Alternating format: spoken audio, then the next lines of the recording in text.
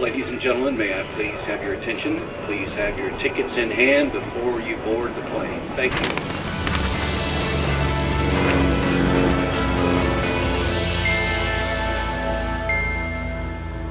Hello and welcome. I'm Johan Castell and you're watching a special episode of Wings from the Pink City. We are here in Rajasthan for a polo event where the King of Jaipur will participate. Our journey to the Polo Cup in Rajasthan's Jaipur begins by reaching the Leela Palace, located north of the city.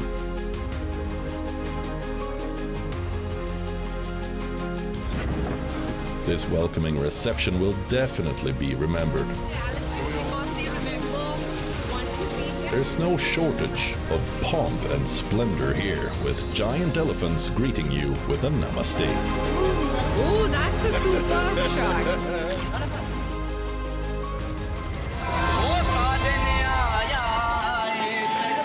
The festive flair continues with a greeting from the manager and a welcome drink before we proceed towards the rooms. As I'm staying in a large room with a terrace, I get a butler assigned to me who tells me about the property. So how many of there's like kind of villas or cottages here? So we have total 200 rooms on the hotel. 40 we have villas, rest we have the rooms. After quickly freshening up, I proceed to the lunch buffet.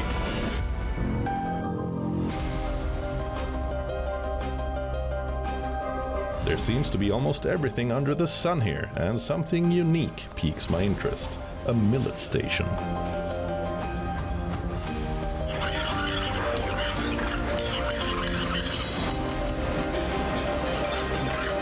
The lunch buffet is there every day at this hotel, and with its large selection of food, it should fit any taste.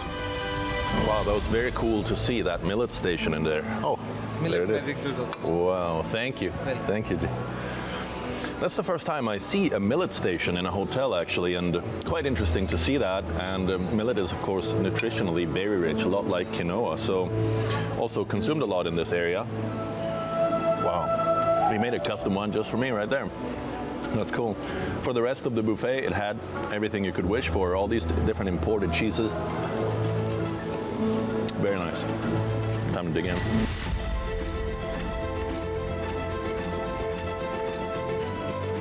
This huge hotel is located around 20 kilometers from the Rajasthan Polo Club in central Jaipur. And as the sun sets over the hotel, we head into Jaipur city for the Leela Maharaja Sawai Singh Polo Cup. Polo is a sport with a long and intriguing history, said to have begun in Persia over 2,000 years ago. The sport was modernized in eastern India. Today, it is played worldwide, even in countries like Argentina, Nigeria, and Pakistan. In Afghanistan, a form of polo is played with a goat carcass during cultural festivals.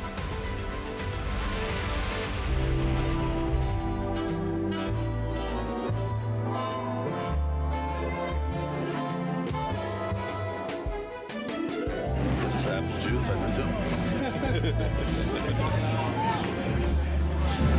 So the dress code for the event is garden chic. Whatever that means, we're about to find out. Everybody seems very well dressed. I walk onto the grass to see the horses that are brought in for visitors to greet, and there is quite the group here. 2 years, like I said, so people keep 10 and then they keep shuffling. There's no starting age, there's no ending age. And this sport is a sport where 70% is the horses, 30% is the contribution of the rider. It is no joke that polo is the sport of royals. Queen Elizabeth herself could be spotted at polo events throughout the years, and Prince Harry played polo at a Singapore event just a few months back. For the event here in Jaipur, there is no shortage of royal treatment either. There is a large procession of elephants, camels, horses, and dancers, not to mention the exquisite vintage Rolls-Royce cars that bring the VIPs to the venue. The VIPs include the Chief Executive Officer of the Leela Palaces, Hotels and Resorts, Mr. Anurag Bhatnagar, who can be seen riding in on a beautiful white Rolls-Royce. The procession also brings in model and actress Manushi Chillar, who won the Miss World Beauty pageant in 2017.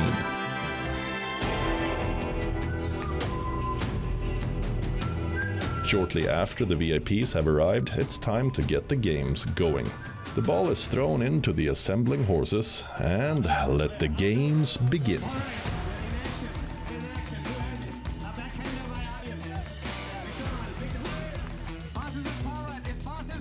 The spectators have two options for viewing the game. One set of seats is at the level of the field, while another level has room for hundreds more well-dressed visitors.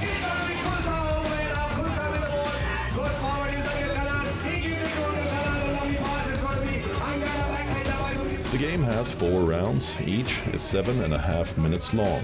Since the Leela Palace hosts us for this experience, we're rooting for the Leela team to win, although it's looking ever more like a challenge for our team to win. This event is not open to the public and is an invite-only event with around 400 to 500 people invited to attend. With the dress code Garden Chic, everyone is dressed up in their Sunday best, and people watching at the event can be pretty entertaining.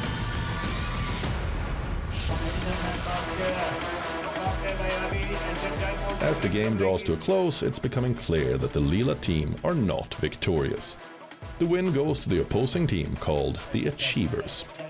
So what do the spectators who saw the game have to say about the turnout?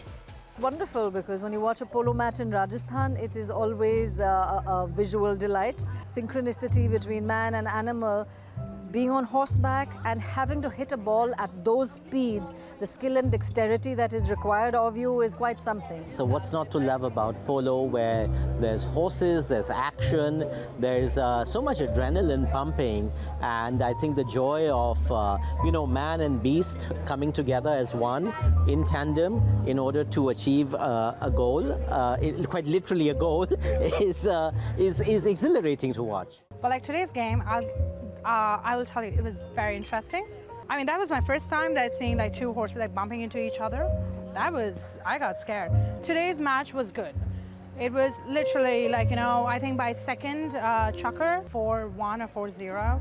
And then suddenly by third chukker, it was 3-4. I think it was great.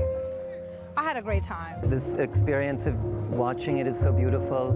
So I think it's a sport that many people can enjoy without knowing what the rules are, how it's played.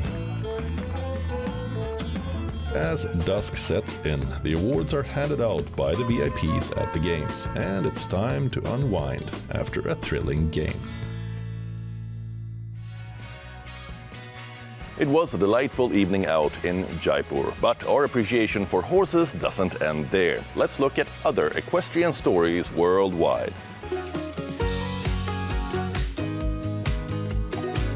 Our first story from outside India's border is from Afghanistan. What are these horse riders attempting to do? Launching their horses at full speed to catch a tiny wooden target with their spears? These skilled Afghan riders are engaged in a competition called Nezabazi, or tent pegging, in the eastern province of Ghazni in Afghanistan. The main goal here is for a rider to pierce, pick up and carry a target or with a lance while galloping towards the target. Riders are awarded points for each target based on the execution, and the one scoring the most points at the end is declared the winner. Nezabazi is a national traditional game for Afghans, especially our province Ghazni has a special history in Nezabazi. In the times of Aryans, the people from Shulgar and Andar would play Nezabazi. Even today we have Nezabazi being played in Ghazni very actively, with around 750 to 800 horses present in our province.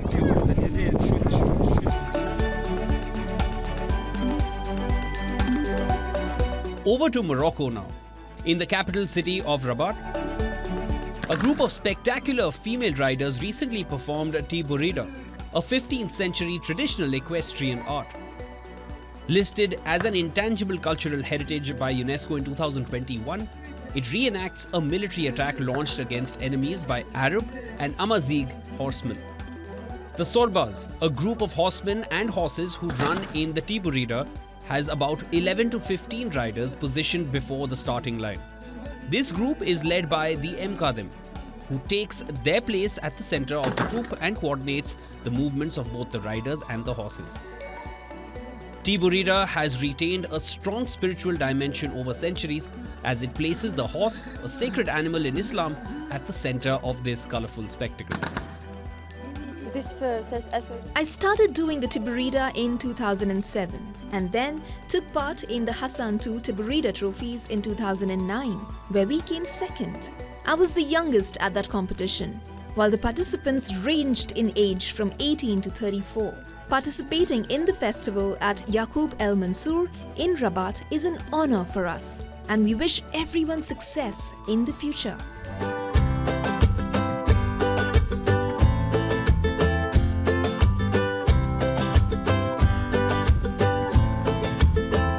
Ten months before the 2024 Olympic Games kickstart, construction works are in full swing near the iconic Château de Versailles. Once home to Louis XIV and Marie Antoinette, up to 40,000 visitors are expected here for the Olympic events. A temporary outdoor arena flanked by several stands will be set up on the Étoile Royale Esplanade. This area will be the stage for two disciplines in the Olympic Games: the dressage test and jumping. The setting will boast a 5-kilometer cross-country path alongside the picturesque Grand Canal and a vast jumping arena with 20,000 seats. Et donc vous aurez ici d'abord les activités des Jeux. There will be a platform, the press center, next to the arena. This arena will be an extension of the Grand Canal, where the equestrian events will be held. You'll have the Olympic Games activities here. So that gave us a deadline that we absolutely had to meet. Du Grand Canal où se dérouleront les épreuves d'équitation.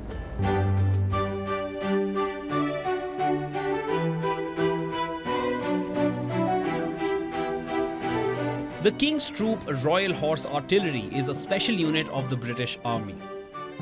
It played a key role in the funeral of the late Queen Elizabeth nearly a year ago. Also, it carried Princess Diana's coffin in her funeral procession. Now, it is gearing up for a significant public performance at the upcoming London International Horse Show. Based in Woolwich, the troop is a mounted unit with approximately 168 personnel and 120 military working horses. Everyone participating is training hard to wow an international audience at the show.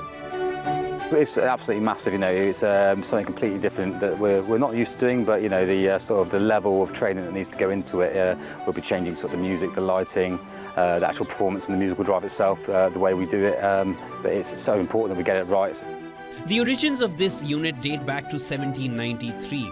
As His Majesty's mounted ceremonial battery, the unit's role includes firing royal salutes to mark grand state occasions like the King's birthday parade, royal birthdays, and coronations. And now, adding another feat under their name, these majestic horses look all set to give a spectacular performance.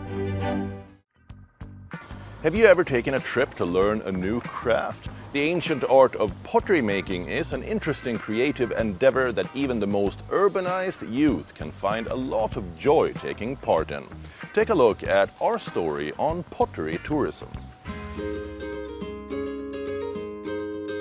Our journey starts in Himachal Pradesh, India, in the town of Andretta, which has been home to a pottery studio since the 1980s.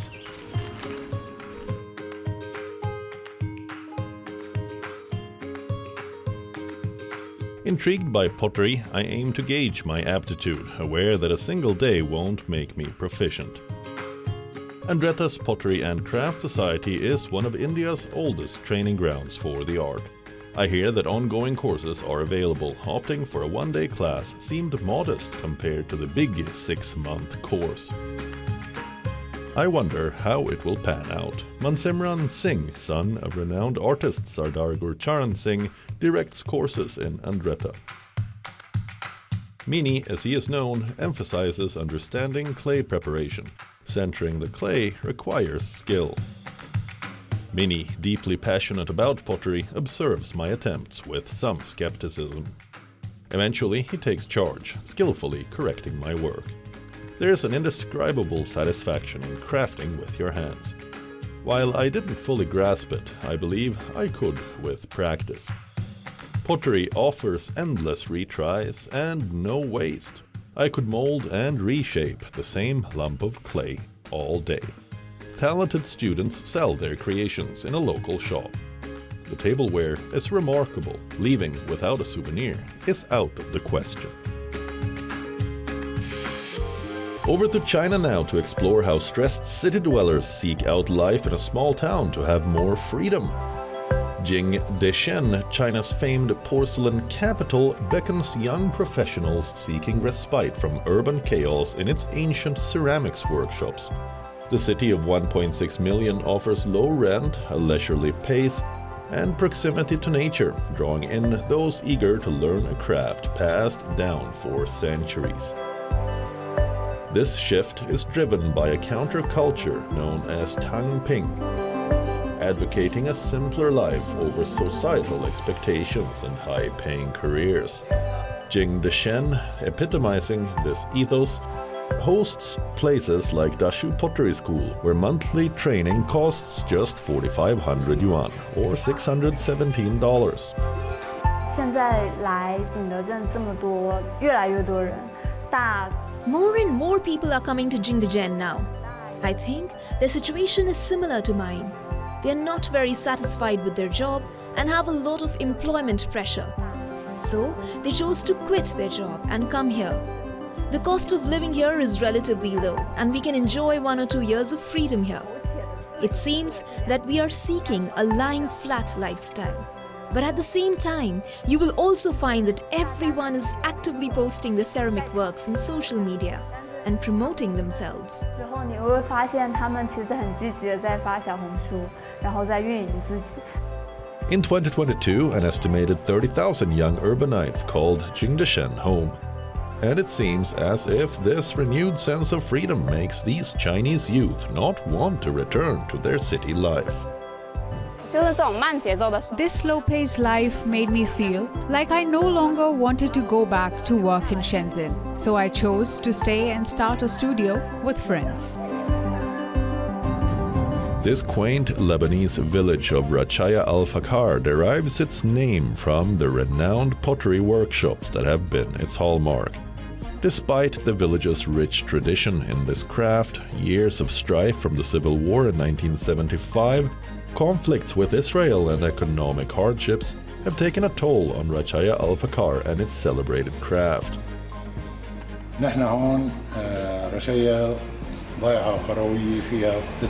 We are in the village of Rachaya, a small village which is known for its pottery making through the generations, for hundreds or even thousands of years. However, we reached a point where this craft was at risk of extinction. During the 1960s, there were around 80 factories here that used to produce in large amounts, and all the products used to be sold in the south.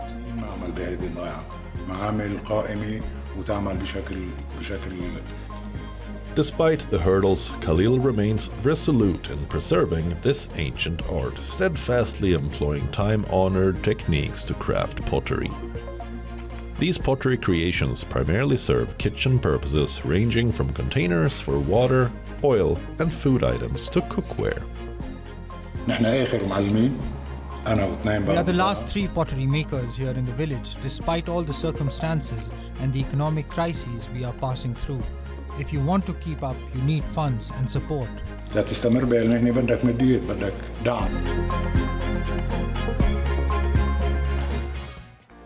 Now it's time for the latest travel, tourism, hospitality, and aviation updates. Take a look at our news deck.